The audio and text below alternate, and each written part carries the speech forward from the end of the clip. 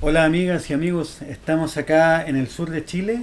Me llamo Rodrigo Frías de Fundación CIEP, Isabel junto a... Villegas, de Asociación Interdisciplinaria para la Investigación Psiconáutica. Estamos junto a... Benjamín Gelsich, de Fundación Loveliana.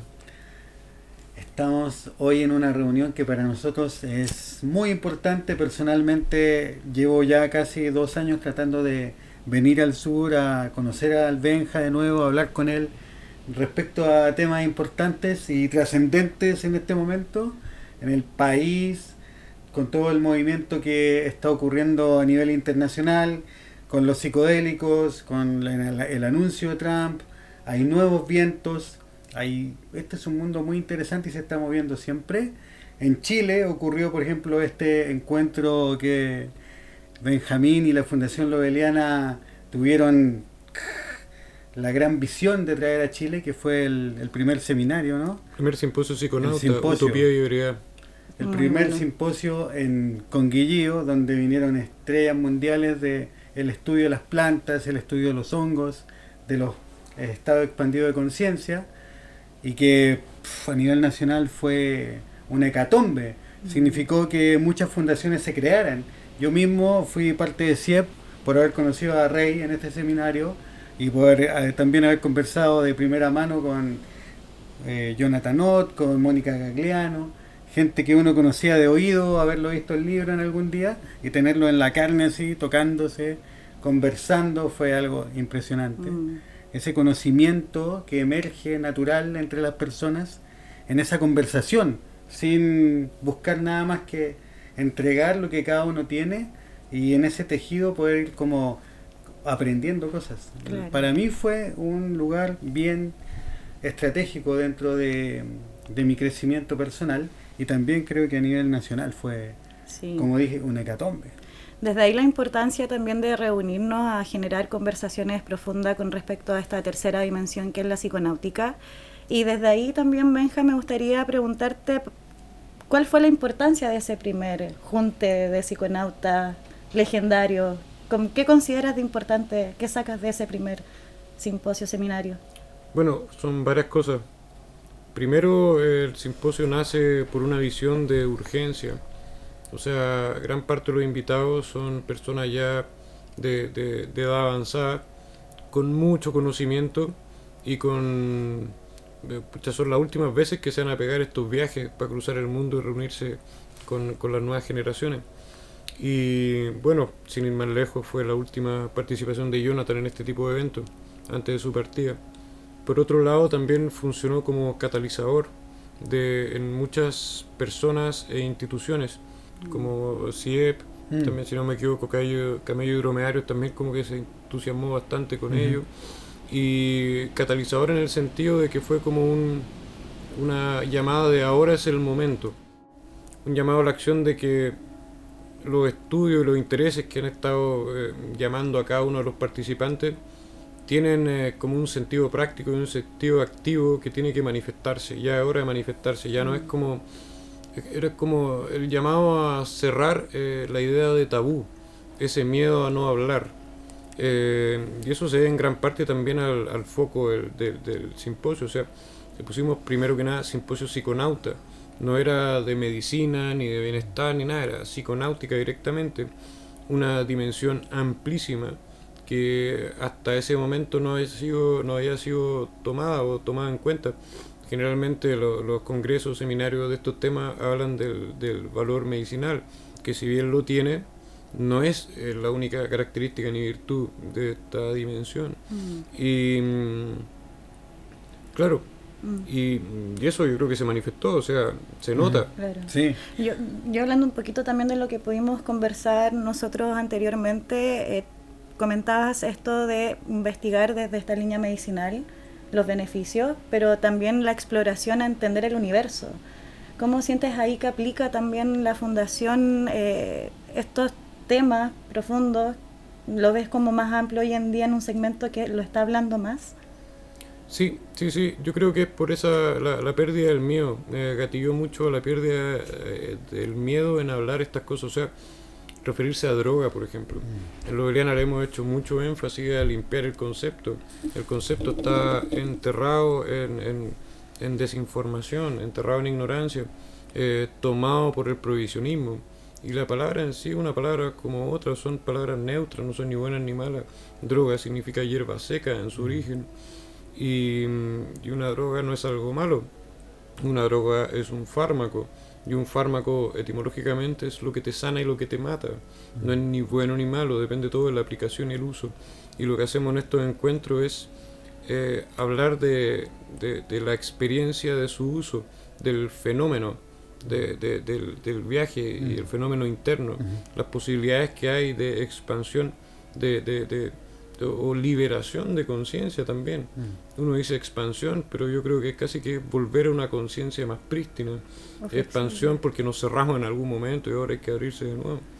Pero sí, encuentro que eso es clave, porque como hablábamos antes, que esté encerrado en la dimensión médica se limita a ser un remedio en el fondo. Pero esto no es solamente eso, o sea, son puertas de acceso, puertas hacia el éxtasis, la experiencia extática. Y la experiencia extática es como el umbral que abre a diferentes dimensiones de existir. Yo siento que como humano tenemos la facultad de habitar varias dimensiones. Está la dimensión onírica, por ejemplo, la meditación, hay varias. El animismo tiene los mundos de los espíritus, de los mundos de los muertos, o sea, hay varias dimensiones, y nuestra cultura está limitada como a que solamente existe esta dimensión material racional, y eso es con razones de poder y limitación de la experiencia humana, en el fondo, para que no se desarrolle en su totalidad. Y también, como mucha gente entra en este camino, ya sea buscando una medicina a veces como esa herramienta, y después termina en estado de exploración, o entra en estado de exploración, digamos, recreacionalmente, y pasa, ¿no?, mucho que gente como uno comete al inicio como muchos errores, y de repente empieza a expandir una vez que ya solucionas tus temas que tenías que solucionar, digamos, que te muestra como en ese aspecto medicinal, pero es un aspecto pequeño, que pues se amplifica en esa búsqueda de la esencia o de los planos de existencia que son más allá del tridimensional, que es una inquietud humana, en definitiva, ¿no?, de encontrar dónde está Dios, si está dentro de nosotros, está afuera, si es que está o no está, entre muchas cosas lo que ocurren. Y esta exploración es muy individual, muy personal, porque es tu propio ser expandido en esa conciencia, y cuando encuentras a gente que ya ha hecho estas navegaciones, o sea, todos los que estuvieron en ese simposio, por ejemplo, y tú los escuchas y puedes entender, vaya, yo también me gustaría saber más de ese camino, y te dan explicaciones también de temas que tú podrías como tener una pequeña, ínfima parte de ese conocimiento, que lo sumas con el conocimiento que esta gente tiene de mucha experiencia, ¿no? Y te puede dar una luz de para dónde quieres ir o no en este camino. Como decía Ott, por ejemplo, Jonathan Ott, yo me acuerdo que le pregunté, Jonathan, ¿cómo puedo hacer una microdosis de una sustancia, no? Me dijo, muy fácil, colócalo un poco de vodka, En 5 minutos me solucionó un problema que llevaba meses en mi cabeza, ¿no? Por ejemplo. Porque él ya, pero no es porque él era alguien que lo sacó como el conejo del sombrero, alguien que había experimentado durante mucho tiempo para llegar a esa conclusión, que me la regala en ese momento, ¿te fijáis?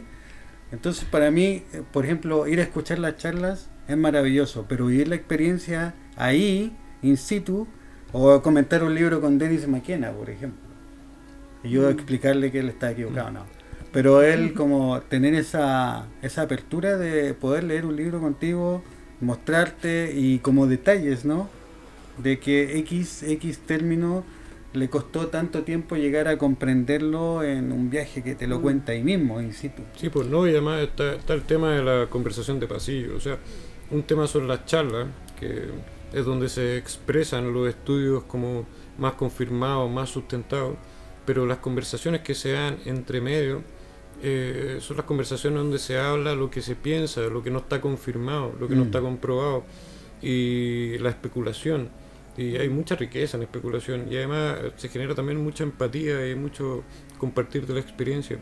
Bueno, todo esto lo decimos recordando el primer simposio, porque estamos organizando el segundo simposio. Exacto. Pasaron 2 años o 3 años desde el primero, y ahora estamos organizando el segundo para noviembre de este año, del 9 al 15 de noviembre, en San Pedro de Atacama ahora. Un lugar clave en la historia y prehistoria de la psiconáutica. Claro.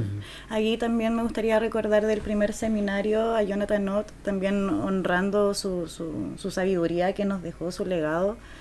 Le hicieron una pregunta de si él consideraba que faltaban aún moléculas por descubrir en la naturaleza, y su respuesta fue sin lugar a dudas, o sea, recién estamos en la superficie. Y desde ahí también me gustaría preguntarte qué significó también tener a Jonathan Ott, en qué paso ahora está la fundación, qué están también ustedes proponiendo hoy en día como fundación. Ahora nosotros estamos cumpliendo nuestro compromiso, o sea, la fundación nace con el primer objetivo de armar una biblioteca de bibliotecas.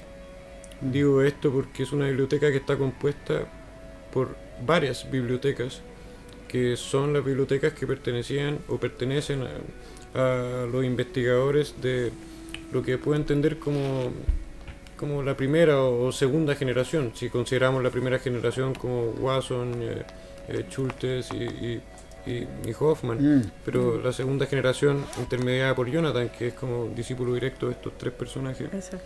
Es como la generación que levantó conocimiento en la época más oscura, desde la Inquisición, básicamente, hasta ahora, cuando era mal visto estudiar todos estos temas. De hecho, era como veto académico estudiar estos temas. Y todo este grupo de exploradores, de psiconautas, vanguardistas, hicieron lo que les apasionaba en el fondo. Siguieron su visión y su mirada, pues, pese a las consecuencias, lo que los transformó al día de hoy en los referentes que hay, los únicos referentes que hay. Sí. Y este segundo simposio, ¿cómo se llama? Se llama Navegación y Vanguardia y está dedicado a Jonathan Ott. Eso, volviendo al tema de los libros, Jonathan murió el año pasado, en julio, y eso, por un lado, nos impactó a todos. O sea, él se jactaba de vivir hasta los 100 años, no fue así. Bueno, puede que haya tenido 250 años interiormente o más. Quizás en qué dimensión. Pero eso hizo que ahora tenemos que cumplir el compromiso, así que estamos pronto a partir a México a hacer los primeros movimientos del rescate de la biblioteca de Jonathan para traerla a Chile. El simposio está dedicado a Jonathan, y todo lo que se recaude, ya que la fundación, todos los que estamos trabajando en este evento, estamos trabajando ad honorem para darle la posibilidad de recaudar algo, y eso es para financiar la importación de los libros de Jonathan. Que estamos hablando de libros que son joyas. ¿Cuántos libros? Son cerca de 2.500 libros, y son 2.500 libros de la biblioteca de un erudito. No es un coleccionista de libros. O sea, Jonathan leyó todos esos libros. Conversando con él, me contaba que él había desarrollado un yoga para poder leer 8 horas diarias. Ese era su tema. Y sin contar las horas que usaba para escribir, porque Jonathan nunca paró de escribir. Poco antes de morir terminó las revisiones de todos sus libros por una edición de lujo que debe salir pronto, yo creo. De todas sus obras. ¿Sí? Wow. Sí, porque lo que conversamos hace un rato también era que con esto de la IA y el IA Slop y toda la creación de contenido que vemos en redes sociales, se lleva también a las publicaciones científicas, está inundando todo, ¿no? Entonces al final el libro físico análogo es lo único que nos va un poquito a salvar de ir a encontrar ese conocimiento real que hoy en día está perdido entre medio de generación y generación y generación, fagocitación de escritos uno sobre el otro, que replican de repente una mentira. Entonces al final el libro es lo único que nos va a rescatar, y tener esa calidad de libro, una curatoría de una biblioteca, de un erudito en Chile. O sea... No, claro, eso de la IA, el peligro es... en la antigüedad los peligros o las estrategias para borrar la historia y cambiar la historia y con eso manejar y dominar poder era la quema de libros. Lo que está pasando ahora es que hace no mucho está el boom de los libros digitales y el boom de destruir los libros análogos y transformarlos en celulosa. Yo lo encontraba terrible. El tema es que ahora viene el punto de inflexión, porque toda la generación de fake news, toda la censura masiva que es posible hacer mediante la aplicación de IA, hace que Internet ya haya perdido mucha credibilidad y termine perdiéndola completamente. No va a faltar mucho en que va a ser imposible saber si lo que está en Internet es falso o verdadero. Si el libro que tú estás leyendo fue realmente escrito así, o es una invención de la IA, o está censurado. En ese sentido, todos los temas más complejos van a tener que ser leídos en los libros originales, idealmente publicados antes del 2020. Y ahí es donde las bibliotecas vuelven a tener una importancia clave. Y por eso también nosotros vamos a replicar y reproducir estos libros. O sea, cuando llegue una biblioteca, la misma de Jonathan, empieza el proceso de restauración y digitalización de toda la obra. Esta digitalización vamos a ir subiéndola a la biblioteca virtual de nuestra página Lobeliana. Y después empieza el trabajo de duplicar y clonación de los libros más escasos. Muchos de los libros que tiene también se pueden comprar, pero hay otros que no existen. Y eso tenemos que replicarlos y mandarlos a otras bibliotecas y empezar a generar la posibilidad del acceso a esa información. Y desde ahí también cuidar la génesis de lo que se cuenta en ese libro, que no se vaya cambiando también la historia, como hay una responsabilidad en el mensaje que es bien importante. ¿Cómo hacen esa restauración de los libros? Me imagino que también es un proceso largo. Ustedes como fundación también se dedican específicamente a esa restauración. Sí, nos estamos formando en eso. Tenemos hartos consultores, bibliotecólogos, especialistas en restauración de papel, y cada libro es un caso único. O sea, tenemos que hacer el análisis de cada libro, ver qué es lo que le falta o qué problema tiene, si tiene hongo, o se está deshojando, o está muy seca el papel y se quiebra la hoja, y cada problema tiene su solución. Claro. Nosotros ahora vamos a ir a hacer el chequeo, el inventario y el chequeo del estado de los libros de Jonathan, y los vamos a dejar empacados a prueba de fungi, a prueba de clima, para la segunda etapa, que ya es la importación masiva de estos libros. Para eso estamos recaudando el capital. Y eso es la importancia también de que puedan asistir a estos espacios de conversación que se van a generar del 9 al 15 en San Pedro. ¿Cómo uno psiconauta puede acceder también a estos libros? ¿Cómo ustedes como fundación, como medio canal, van a permitir que otros psiconautas también puedan tener estas lecturas para poder profundizar más? Bueno, el primer acceso y el más fácil es lo digital. Nosotros vamos a estar digitalizando todo. Para tener acceso al libro físico falta un tiempo porque estamos armando. O sea, Jonathan murió en una etapa como de principio. O sea, estamos comenzando este proyecto. Estamos comprando recién el terreno donde vamos a hacer la biblioteca, estamos haciendo la importación y estamos haciendo el almacén donde van a guardarse estos libros. Después viene la construcción de la biblioteca, que es el espacio físico que se puede visitar. Ahora, las colecciones maestras, que son estas bibliotecas de estos investigadores,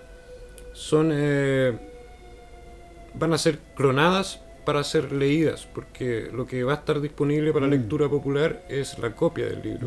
Porque los libros están muy viejos y están en estados delicados. Al final eso va a ser como de museo, va a ser para investigadores ese acceso. Pero el contenido va a estar todo abierto. O sea, a nosotros lo que nos interesa es abrir el contenido. ¿Y eso es a través de alguna membresía? Para apoyar todo este movimiento, sí. Nosotros tenemos varias formas de cómo poder recibir colaboración. Una son las membresías. Hay una membresía abierta para... Hay membresía internacional y membresía dentro de Chile. Dentro de Chile está la membresía abierta, que es quien quiera done lo que quiera, se inscribe mensualmente, puede ser 1.000 pesos o 2 millones, da exactamente lo mismo, lo que pueda, bienvenido. Está la membresía Tupa, que básicamente es lo mismo, pero te dice que si tú pones desde 10.000 pesos hacia arriba, tienes acceso a todos los seminarios que no están liberados aún. Actualmente tenemos 4 seminarios en la red. Hay 2 que están liderados, porque tenemos la idea de que cuando pasen 2 años vamos liderando lo que hemos hecho. Hay 2 que ya están liderados porque ya han pasado el tiempo suficiente, y hay 2 que falta liderar, a los cuales se accede con la membresía TUPA, que es de 10.000 pesos para arriba. Y también tenemos la membresía internacional, que es una membresía de $20, que funciona como la membresía TUPA, que te da acceso a todo el material. Y ahí en ese material también está incluida las charlas del primer simposio. Eso ya lo liberamos. Ya lo liberaron. El primer simposio está todo liberado porque ya pasaron. ¿En dónde se encuentra en YouTube? Está en YouTube y en nuestra página. En nuestra página está todo también. Y bueno, para colaborar también está la donación abierta, o sea, donde dice dona aquí en la página, Sí. uno dona lo que estime conveniente. Y cuéntanos un poquito de este segundo simposio que se viene, los invitados que van a tener, hacia qué ramas también vamos a poder profundizar.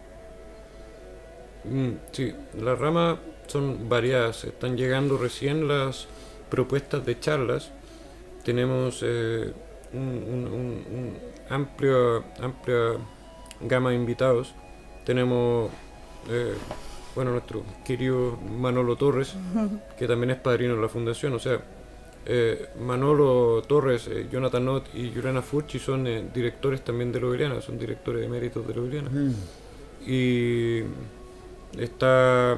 viene Luis Eduardo Luna también, viene Stacy Schaffer, viene Giorgio Samorini, viene Claudia Müller, viene Anthony Hedman, viene Josep María Fericla, viene Elisa Guerra-12, viene Verónica Lema, también está Fran Gili de Chile, voy a estar yo presentando también. Hay una rama también abrimos esta vez un segmento virtual también. Eso a pedido de Dennis McKenna y Jeremy Narby, que los invitamos y querían mucho venir, pero no podían. Y me preguntaron si podían dar la charla virtual. Y eso, en vez de decir que sí, den su charla virtual, fue como no, vamos a abrir un segmento virtual. Para que las charlas del simposio sean todas presenciales. Y el segmento virtual va a ocurrir una semana antes del encuentro presencial. Un pre-evento. Claro. Y virtual. hay otro segmento nuevo en este simposio en relación al anterior, que es el segmento de presentación de proyectos de vanguardia. Bueno. Que son 5 cupos para postular y ya están prácticamente todos tomados, pero son espacios de media hora donde se presentan proyectos actuales que están innovando en algún área de estos temas. Están pasando cosas en la comunidad psiconáutica. Sí, funciona como el micelio, un poco subterráneo, pero hay bastante movimiento. Y unas fructificaciones como este simposio. Y de las grandes, ¿no? Una manita moscaria de este porte más o menos es lo que vamos a tener en noviembre. Oye, Benja, me gustaría también preguntarte qué es para ti la psiconáutica, qué ha significado para ti la psiconáutica en tu vida. Para mí la psiconáutica es como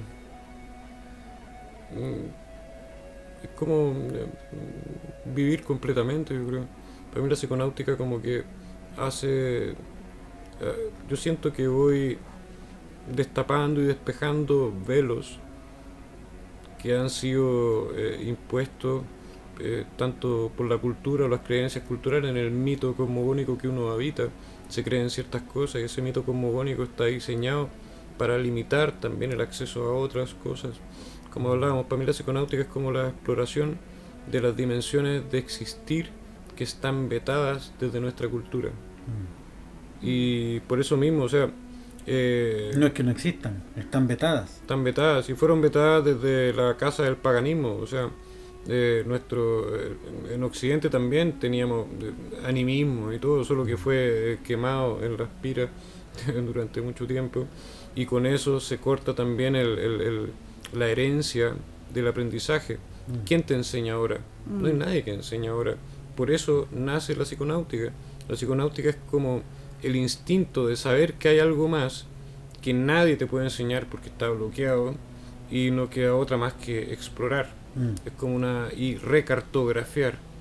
Cartografía es hacer los mapas de la psique, o los mapas del ser, porque uno también está en esa ambivalencia, o sea, el viaje es dentro de uno o es afuera de uno. Yo creo que es inmanente, trascendente. Es una ilusión que hay una adentro y una afuera, entonces el viaje... Dime cómo estuvo tu viaje y te diré completo. cómo está tu mundo interior, como lo que hablábamos delante también un poco de la importancia de sostenernos en comunidad en estas experiencias. Sí. Y también como comunidad invitar a nuestras amigas y amigos como a eso, ¿no? A colaborar desde donde puedan, desde donde les nazca también, a sostener estos espacios tan importantes dentro de Chile, que también se extrapolan a la Abya Yala, a Latinoamérica, como un polo también donde sabemos que existe una gran cantidad de plantas y hongos, enteógenos, medicinas, que necesitan su propia investigación, necesitan ser conocidos, resguardados en su poder, en su conocimiento, como en este tipo de encuentros. Entonces es súper relevante también la participación, porque como una comunidad consciente, o que vamos hacia allá, ¿no?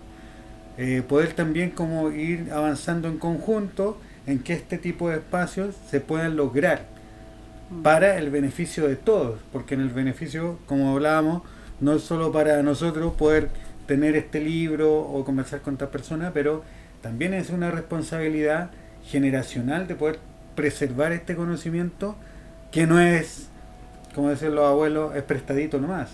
Entonces viene, pasa por nosotros y tiene que entregarse a las nuevas generaciones. Aquí Benja, ni Loveliana, ni nosotros no estamos haciendo ricos con esto. Hay una Al comunidad contrario, que... o sea, ni al contrario, sino que no es el tema. El tema es que eres parte de algo mayor que tú y tienes una responsabilidad, al ya tener cierto conocimiento, de poner también parte de ti en ese movimiento, en esa acción, divulgando, participando, haciendo lo que sientes que tienes que hacer dentro de tu propia de tu propio sentido, para que esta instancia y como la comunidad humana o el pueblo humano, como decía un abuelo también, pueda irse transformando a algo un poco más allá de guerras, inteligencia artificial, ¿no? Y desde ahí también la importancia de cuestionarse, también uno como explorador, aprender a cuestionarse, a profundizar desde un cuestionamiento que sea en pro del desarrollo personal y también humano. Desde ahí, para ti, ¿qué significa el concepto comunidad? ¿Qué ha sido para ti la comunidad? No, la comunidad es como el fractal más grande, por así decirlo. O sea, comunidad es como una unidad, es una unidad única, es como el cuerpo del cual todos somos parte.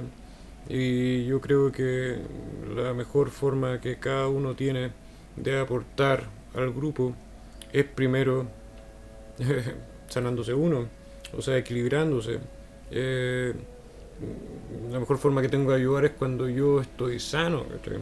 Si estoy todo distorsionado y arranco de mis miedos para ir a ayudar a otro, lo voy a hundir solamente. O sea, yo creo que eso es clave. Y este tipo de proyectos también, o sea, necesitan de una colaboración comunitaria, porque al estar como en la punta de la flecha en cuanto al desmembramiento del tabú, hace muy difícil tener apoyo financiero de organizaciones o personajes de alto capital, porque le tienen pánico a apoyar algo así, porque tienen miedo que este apoyo pueda significar un problema para sus propios financiamientos. En ese sentido, esto tiene que ser armado grupalmente, por eso hacemos la convocatoria de estas colaboraciones. Y también, si alguien que esté escuchando esto siente que tiene una virtud que pueda complementar el trabajo que estamos haciendo, comuníquese con nosotros libremente. O sea, el equipo que está trabajando en Loveliana, aproximadamente, si no la mitad o más, son personas que se han comunicado con nosotros y nos dicen: oye, yo, por ejemplo, yo hago cine, quiero que lo que están haciendo exista, me pongo a disposición, por favor. Y así funcionamos, o sea, somos todos voluntarios. La riqueza que nosotros ganamos con esto es de alma, espiritual. Hasta ahora es más una inversión que una ganancia en economía, digamos, pero es una inversión que placenteramente adhiero. Como recuerdo que Jonathan Ott en ese primer simposio dijo, si cada persona tomara responsabilidad de su propia vida, este mundo no estaría como está, Exacto. ¿no? Entonces como que también en ese sentido yo personalmente igual te felicito, Benja, así como a lo de Eliana también, como por ese trabajo, ¿no? De poder llevar esta responsabilidad, de poder recopilar este conocimiento y con todo lo que contaste, que implica el trabajo así contra todos esos poderes, ¿no? Fácticos. E incluso el marketing psicodélico que se genera. Y poder sacarlo adelante. O sea, en realidad creo que ahí el apoyo de todos es súper, súper más que importante, como una responsabilidad, en realidad, creo yo. Claro, nosotros nos lanzamos y necesitamos que el grupo sostenga la cuerda en la que Exacto. estamos colgando. ¿Cachai? Sí, pues, claro. Sí. Sí, pues. Así Y que, con todo esto, en base a todo lo que estamos conversando, ¿cómo sientes también el movimiento que se está generando con respecto a lo psicodélico, la salud mental, lo que se ha generado acá en Chile, con el tema de la regulación también de los hongos, lo que pasa con Trump? ¿Cómo estás viendo hoy en día? Hay una gran diferencia generacional también, me imagino. Sí, o sea, hay harto pro y harto contra también. Hay cosas que me preocupan y cosas que me alegran. De lo positivo, yo siento que hay como una aceptación. Ahora uno puede hablar de estas cosas y no es considerado o yonki o perdido o que está loco. Por otro lado, en lo que encuentro medio delicado es que hay un entusiasmo muy grande que a veces confunde a algunas personas que tienen una experiencia y creen que comprenden todo. Por eso nace esta idea del renacimiento psicodélico, que yo no estoy de acuerdo con ello, y tampoco lo están todo este grupo de investigadores más viejos, porque dicen, oye, ¿cómo va a haber un renacimiento si esto nunca ha muerto? O sea, Exacto. hablar de renacimiento psicodélico es ningunear toda la historia que nos precede, es ningunear a los personajes que estuvieron peleando en los momentos duros. O sea, ahora no cuesta nada salir a hablar de esto. Antes era peligroso salir a hablar de esto. Y ningunear ese trabajo para mí no es. O sea, yo siento que ahora es un renacimiento de la moda psicodélica. Y que la psicodelia, o sea, la psiconáutica o los psicoactivos estén de moda, también es delicado, porque son temas que nunca en la historia tampoco han sido de una dimensión de moda. Esto se puso de moda porque estuvo prohibido. Eso es una reacción de la prohibición. Tampoco estas experiencias son para todas las personas.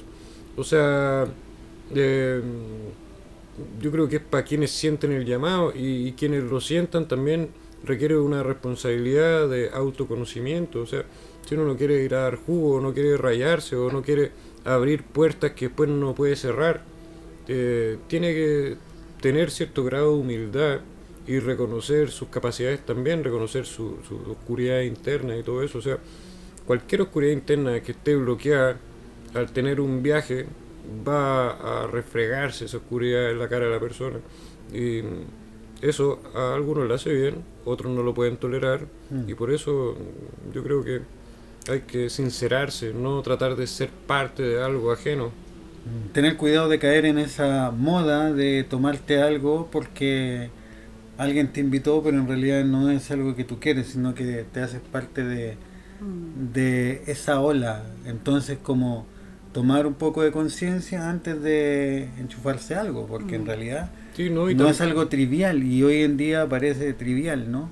claro, Pero no es así. sí, pues no, y también hay un boom también de ceremonias, sesiones y todo, de las cuales yo encuentro que hay bastantes que están haciendo bien su trabajo, pero hay otras personas que están algo confundidas y toman un rol de guía cuando no han tenido un par de experiencias solamente. O sea, también surge esto del delirio mesiánico. O sea, es delicado el asunto, si no es como, no es para tomárselo a la ligera esto, no es como unas vacaciones. O sea, puede ser entretenido, puede ser agradable, puede ser terrible, siempre va a haber aprendizaje. si es que hay Se una aprende a aceptación, resignificar. claro. Y a resignificar también esa experiencia, no basta solamente con la buena intención. Desde ahí tu consejo a los psiconautas, ¿por dónde entrar a esta rama? ¿Cómo indagar? ¿Cómo generar comunidad? Conociéndose a sí mismos. Partiendo por la fundación también, que tienen harto material. Claro, o sea, eso, la fundación da información de alta experiencia de personas que han dedicado su vida a esto y también harta data de cómo hacer bien las cosas, pero el conocerse a sí mismo es tarea de cada persona. Y yo creo que eso es como lo primero que haría. Sí, y es súper importante también para quienes están facilitando poder como encontrarse cara a cara con esta gente, con estos investigadores, donde tú puedes ver que han dedicado toda su vida a comprender un fenómeno, un espacio, una medicina, una planta, desde un ángulo muy específico. Y tú en ese momento puedes ver como la realidad, la real profundidad que tiene esto, ¿no? Que no es simplemente tomarse un par de honguitos y después ir a compartirlos, sino que es una profundidad mayor y te da cierta dimensión de dónde estás parado, ¿no? Entonces creo que es importante esa brújula también. Sí, ¿no? Y la navegación no es simplemente tomar, o sea, un psiconauta no es alguien que simplemente toma algo, es alguien que navega. Es como por subirte a un avión decir que eres piloto, ¿cachai? No es así la cosa. Si tú no haces nada, te va a dar un viaje, pero no es que estés navegando el viaje. Ahora también escucho a hartas personas así, yo soy psiconauta, me gusta la droga, pero no hay navegación ahí. No hay exploración profunda, más allá de sentir el placer. Claro, o hay una experiencia que puede ser profunda, pero fue donde te llevó nomás. ¿Cachai? Que no es que esté mal ni bien, pero no es para aclarar términos simplemente. La psiconáutica es alguien que navega. Claro. El concepto de placer igual es algo que aparece harto en los psiconautas, este concepto del placer. ¿Cómo has llevado el placer también asociarlo a la psiconáutica? ¿Cómo diferenciar cuando estoy en el placer para empezar a explorar más profundo? Es que no separo el placer de la profundidad. Para mí el placer es algo maravilloso que puede distraer si te embelezas con él, pero no le veo per se algo negativo. Claro. Es necesario entonces como psiconauta tener ese placer también de la exploración, Sí. es una de las bases. No sé si una de las bases, porque hay exploraciones que son lo menos placentero que puedas imaginarte. Depende de muchas cosas. Hay días en que puede ser claro, un masaje al alma, ¿cachai? Y otros días que son clavos y dardos, ¿cachai? De los cuales tenés que estar, claro. Sí, yo creo que igual dentro de esa exploración uno parte en algún lugar, ¿no? Y comienza luego ese camino. Entonces como esta guía, este conocimiento que existe en los libros, ¿no? Más que en TikTok, te lleva a otra profundidad. Y pasa, ¿no? Que uno puede darse cuenta que a veces se repiten muchos conceptos o ideas preconcebidas respecto a psiconáutica o respecto a este mismo término, por ejemplo, en que no hay una fuente real y fidedigna del término. Entonces, como alguien opina esto, otro opina por acá, en TikTok, qué sé yo, pero al final la fuente está en estos investigadores, en los libros y en todo lo que se traza en ese libro. Sí, la fuente desde está, esa investigación. Claro, las fuentes están, pero se tergiversan. Claro. Por ejemplo, un psiconauta, eso lo acuña Junger en el año 73 en su libro, ¿cómo es que se llama? Droga en Rauch, droga y ebriedad. Claro, acercamientos, droga y ebriedad. Y acercamiento es porque la experiencia es que acercan a la muerte. Y psiconauta, en definición de Junger, es quien navega el psicocosmos. Interesante. Buena. Por eso es importante recordar estos juntes de psiconautas, de ir a la fuente, de conocer estos libros. Hay organizaciones que se están movilizando y la invitación también está a que puedan asistir a este 9 y 15 a San Pedro en este segundo simposio que se va a realizar en honor a Jonathan Ott. Muy bien también por la labor y la sabiduría que dejó. Sí. Así que invitadas, invitados, gracias Benja por abrirnos las puertas de tu casa para poder conversar un rato de estos temas tan relevantes. Así que reiteramos la invitación. Sí, bienvenidos y bueno, dejo la invitación a que se metan en nuestra página, en nuestro YouTube y vean el primer simposio, está totalmente liberado. Ahí pueden conocer gran parte de estos personajes y hacerse una idea de lo que es el encuentro. Sí. Así que eso, muchas gracias. Gracias a Gracias, ti. Benja.